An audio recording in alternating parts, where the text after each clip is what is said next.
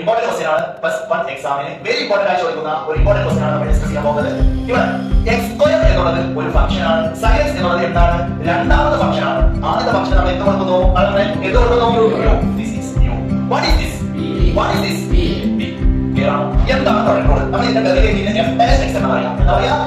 എങ്ങനെയാണ് f dash x എന്ന് പറയാം? First function. What is first function? What is first function? u അല്ലേ? u എന്താണ്? x square. x square b dash എന്ന സ്ഥലത്ത് എന്ത് എഴുതണം? b dash എന്ന സ്ഥലത്ത് എന്ത് എഴുതണം? Derivative of b. What is b? What is b? sin x. Is it clear? Clear? Then plus b എന്ന സ്ഥലത്ത് എന്ത് എഴുതണം? b എന്ന സ്ഥലത്ത് എന്ത് എഴുതണം? sin x. Note u dash u dash b by dx of x square. അപ്പോൾ very simple ആണ്. x square what is the value of sin x? What is the value of sin x? cos x. Simple. sin x അതുപോലെ എഴുതുന്നു. sin x അതുപോലെ എഴുതുന്നു. What is the value of x square? 2x. ഇതിനാണ് ഒറ്റ മക്കളെ മാറുന്നത്.